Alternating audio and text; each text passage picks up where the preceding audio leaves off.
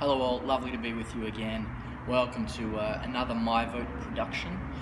We often get asked from people all over the world actually, how do you describe what MiVote is? What is it? So people go to the website, they read stuff, they see articles in the newspaper or podcasts, but they nevertheless wonder really, how we describe ourselves. What is MiVote as compared to the rest of the political ecosystem? So really, MiVote is, it's actually non-political. MiVote is a communal decision-making mechanism. It's built as a tool so that people can collectively make decisions about where their communities go, where they go as a group of people, rather than individuals having to hand over that decision to somebody else who will make that decision for us.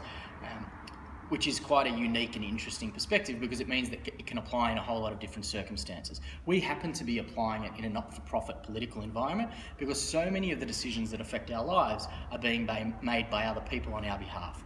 So there are some critical elements about creating a communal decision-making system that is effective and objective and it's transparent and it's accountable. So some of those things are, for example, MiVote is destinational, not legislative. So the conversations that you'll see when you come onto our platform are a much higher level conversation. We're not interested in the granular legislative conversation about should we do X or Y, yes or no, that binary conversation. We have a conversation about where as a country or as a state or as a community should we be going long term. So we can put some of the long term thinking back into who we are and where we're going, rather than trying to answer questions that fit into election cycles. The other thing that's critical is we're non-ideological. So we don't come to any conversation, any dialogue, any vote, any poll with a sense of what the answer is. So we're not saying because we have a worldview of X, therefore we're going to advocate for Y. We're actually saying we don't care what the answer is, as long as the people are informed and have an opportunity to make a decision based on fact and data and objective research.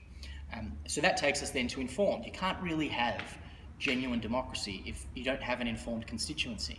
You can't ask people to vote where they're going to go if they don't even know where they are.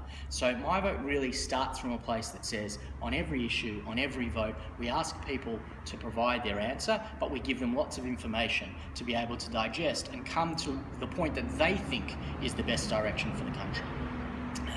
I guess one of the other things that makes us really different is we're an issue-by-issue approach. So unlike the existing system where you have to vote for a party and get a whole lot of stuff that you do agree with that comes with a whole lot of stuff that you don't agree with, we're actually saying you're a multi-dimensional person. You have your own views and they need to be expressed on an issue-by-issue basis to make sure that your view is really being heard. No, gone are the days where you go to a party and say, well, I'm fiscally conservative, but I want to protect the environment because my party doesn't allow me to do both of those two things at the same time. So what you're able to do is say on an issue-by-issue basis, I can represent who I am and know that the will of the people, my will always be heard because it drives policy formation.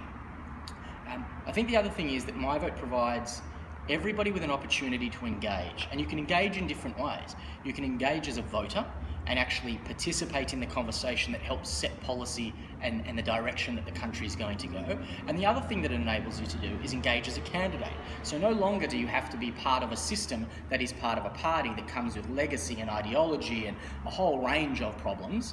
You can actually say, I'm just going to represent my community and always take the will of the people, have a mechanism that supports me for doing that, and know that we'll always be taking a group decision forward rather than an ideological position forward.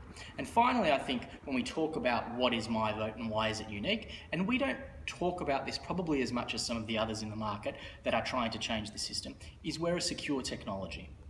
So we're on blockchain. Version 2 of the product that's being built now is on, we use AI as well.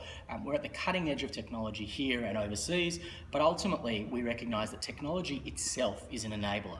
It cannot deliver genuine democracy. Genuine democracy needs to be built in to the systems, no corporate donations, no ideology, destinational approach, will of the people first, all the things that we start from.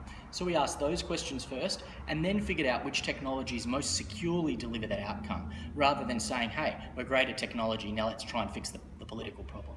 So that's really the short answer about who MiVote is. Come to the website www.mivote.org.au and check it out for yourself.